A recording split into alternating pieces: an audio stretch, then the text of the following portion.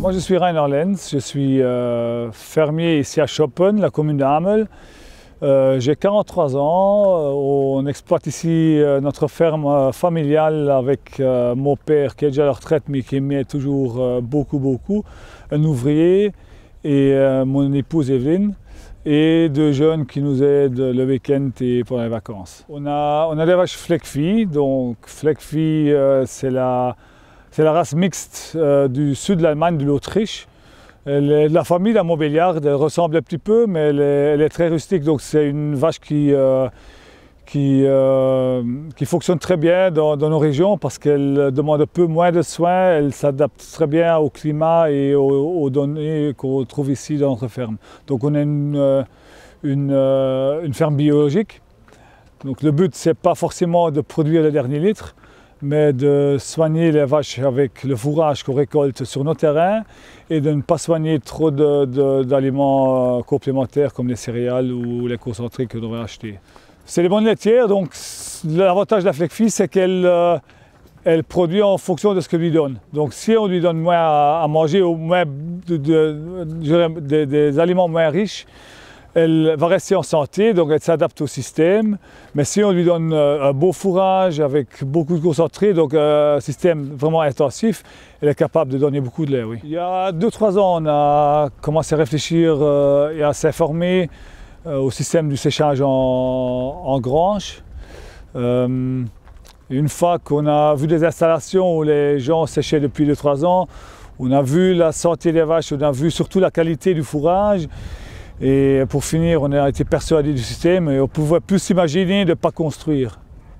Le système de séchage de boules convient surtout pour des fermes de taille, des petites fermes ou de taille moyenne. Mais chez nous, on a quand même 130 vaches, 120 hectares, donc c'est très difficile de rentrer beaucoup de fourrage en peu de temps, avec un système de séchage en boule. Donc on a opté pour le séchage en vrac et d'ailleurs tous les gens qui travaillent dans ce domaine depuis des années nous conseillent de construire un séchage en vrac. Oui, donc l'avantage pour nous, au premier lieu, c'est la qualité du fourrage.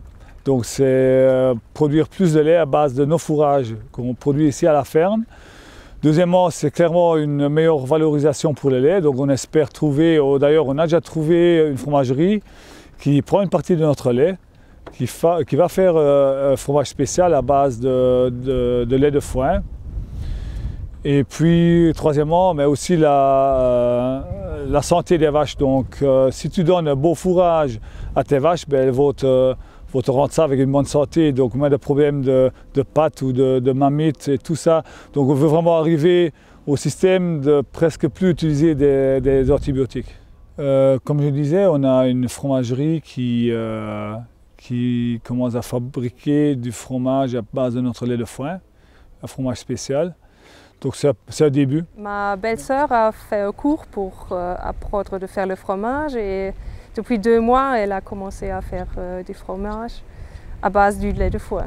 Oui, elle a commencé en juillet et maintenant on a pu goûter les premiers fromages. Dans le lait de foin, il y a moins de spores butériques, ce qui est meilleur pour la production du fromage.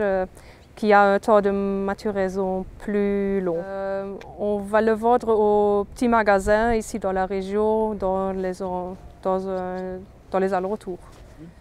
Maintenant, c'est nouveau, donc je pense que beaucoup de grosses laiteries ne vont peut-être pas venir au début, mais c'est peut-être plutôt des petits transformateurs qui pourraient être intéressés parce qu'ils veulent souvent se différencier avec leurs produits par rapport à la grande masse. Donc avec un produit comme ça, avec un produit de base comme ça, ce serait bien possible, je pense. Oui, il y a une demande, mais comme j'ai dit, c'est encore vraiment le début en Belgique d'avoir du lait de foin.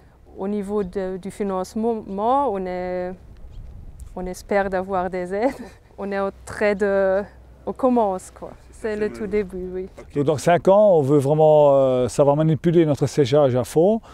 pour l'instant, on est dans la phase d'apprentissage, donc on a fait déjà quelques erreurs, c'est important d'en faire, mais c'est encore plus important de tirer les bonnes conclusions, de ne plus faire les mêmes erreurs, parce que bon, le séchage de foin, c'est beau, mais c'est pas facile. Donc il ne faut pas se lancer sans s'informer et pas croire que ça va tout seul, mais avec les machines d'aujourd'hui, il y a moyen d'être très performant. Et voilà, j'espère que dans 5 ans d'ici, on y sera au top. Le premier conseil, c'est qu'il doit vraiment trouver les personnes compétentes qui le conseillent à un maximum. Parce que bon, pour la plupart des gens, c'est un nouveau domaine, donc c'est très difficile de savoir ce qu'on doit faire. Donc on est obligé de s'entourer des gens qui ont de l'expérience. Ça, c'est très important. Maintenant, en Belgique, il n'y en a pas beaucoup. Mais en Autriche, sud de l'Allemagne, en France, il y en a beaucoup plus. Donc là, il y a beaucoup de gens qui ont d'expérience, forcément pas seulement des vendeurs, mais aussi des fermiers qui ont déjà beaucoup d'expérience dans le séchage et aussi des techniciens qui travaillent dans ce domaine depuis des années.